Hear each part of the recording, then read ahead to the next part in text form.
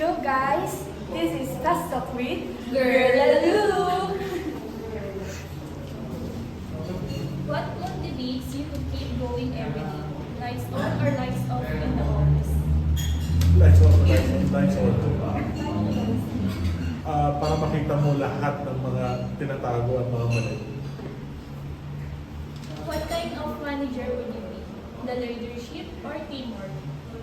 Leadership. Chill manager or goal-oriented manager? Ano ba yan? Chill manager or goal-oriented manager? Chill manager. Feedback loving or silent supporter? Feedback lang. Start small or jump to big? Starts now. Teamwork or let's do it my way? Teamwork. Do you prefer set expectation or motivate employees? Ano ba yan? Do you prefer set expectation or motivate employees? Motivate employees.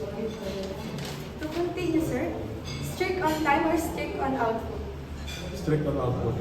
Your biggest achievement as a manager, surviving the week or making a team happy. Making a team happy. If you had a superhero power, would you use it for business or to relax? Relax. If you had a superpower, invisible to relax or be super organizer? Organizer. It happens once or every day is a new opportunity. Ano yan? It happens once or every day is a new opportunity. Every day is a new opportunity. And the last is always right or always good vibes. Always right or always good vibes? Yes. Hirap nun ah. Always right. Always good vibes kasi meron ka siyang complacency sa kanyang review. Substandard, diba, lalo ka sa restaurant, hindi dahil may always good vibes. Minsan meron talaga mga difficult conversations that should happen. Pag may mali nang ginagawa, may complacency, may katamaran, or substandard na product ang nilalabas or service na binibigay. So hindi pwedeng good vibes lang tayo. Diba? May tanong lang po kasi. Okay. Ano po yung meaning ng Meshwe, ang ibig sabihin ng meshwe is inihaw. Sa Arabic siya. So, ibig sabihin niya, inihaw. Grill. Okay po, bago po matapos yung interview or fast talk namin is, meron lang po akong tanong sa inyo. So, ano po yung mapapayo niyo sa mga newly grad na gustong mag-enter ng business katulad niyo po? Lalo na sa pagdating sa pagbuo ng discard or pagharap sa mga hamon. So, advice din sa mga newly grads. So, never stop studying. So, kahit ako hanggang ngayon nag-aaral pa rin. So, continuous journey po yung pag-aaral. Continuous journey yung learning and acquiring new skills that you'll use in your business. Pangalawa, pinaka-importante is you believe in the product or your service. Bago maniwala ang ibang tao, bago siya ibenta, kailangan kayo yung unang-unang naniniwala sa produkto niyo or sa servisyo na i-aanap niyo. For anyone else, kayo dapat yung naniniwala sa sarili niyo. Paano niyo po napagsasabay yung pag-aaral at yung business niyo? Well, ako talaga, nangyari dito was learn by error, learning along the way. So, chef naman talaga ako sa kusina. Never naman ako umabot na managerial position sa mga dati kong usapan. So, it was really by trial and error, learning as you go.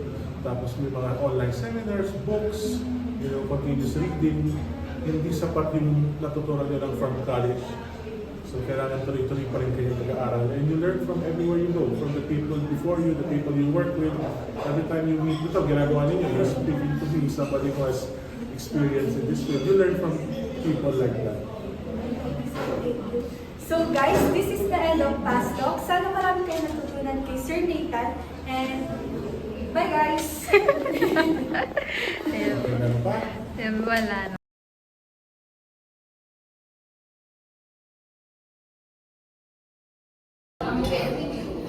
Parang masaturate. Masaturated yung mga... Tignan mo, tignan mo.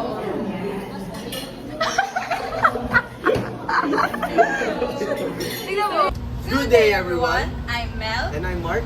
and nandito po kami ngayon sa Meshwe Restaurant. Dito sa Fairview, Quezon City. Wait, oh. Anong kain kayo? Hindi na kain mo.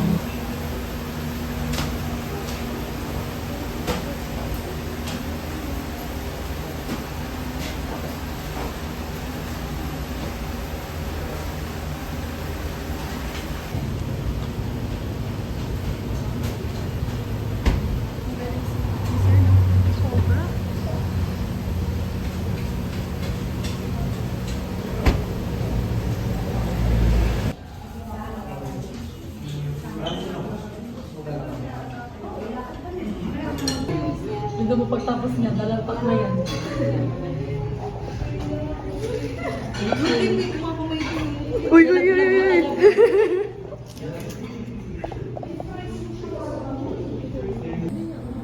Hindi, pag-iwalay naman yung ano. Gusto niyo mauna na yung food tasting? Oo, i-shoot. O sige, umalis kayo dyan. Alam mo ko bakit? Para pag habang nagsasalita na sila. Kasi pwede naman i-overlay yung video nito eh. Okay, Sama na kayo natin lahat sa buti. Ihapon na din.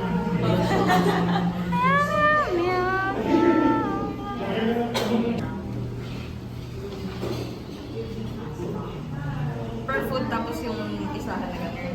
Ah.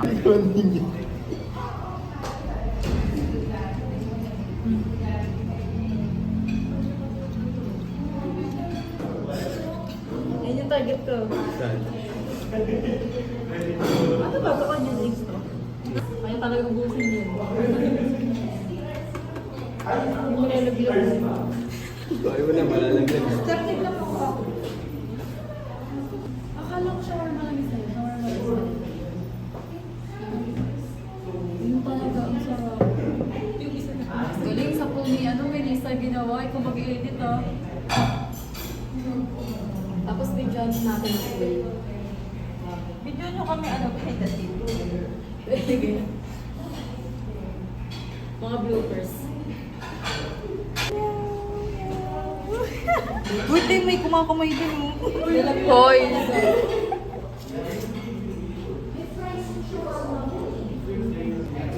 Ito pa. Uy, ito yung kamay mo, te.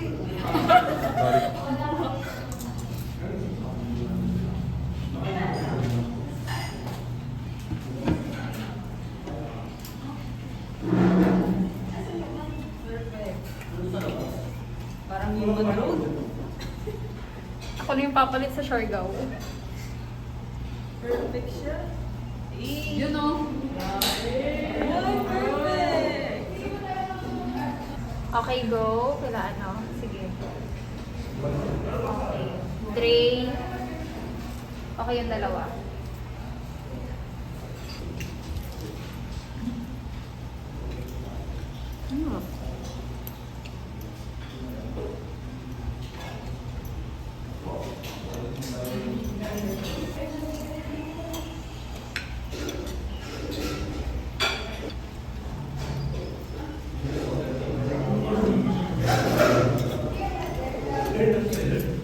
Kaya nahihirapan ha? Wait lang.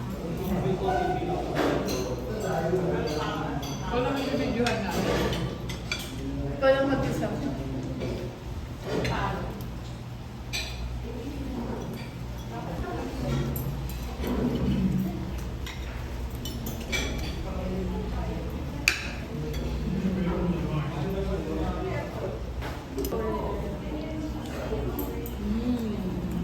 Ay, ito talaga. Nangali ako ng ano eh. Ang sarap. Sarap din ito. Ba? Akala ko So, first po is tell us po about yourself. My name is Nathan Moreira. I'm half Filipino, half Lebanese. So half Lebanese po ako, kaya po yung rest. We serve Lebanese Vietnamese there. Do you offer Yes. So yung pinaka-popular dish namin would be our chicken shawarma wrap. So doon po kami nagsimula na nagbebenta lang kami na. I'm Stephanie Cortez. Nandito pa rin tayo, kasama pa rin natin si Sir Nathan, ang owner and manager ng Vegetables. So, ito pong segment natin is tinatawag na tanong mo, sagot mo. So, yung questions po is mag-revolve regarding customer service. So, before we start with the proper, before we start the set of questions, pwede niyo po bang i-define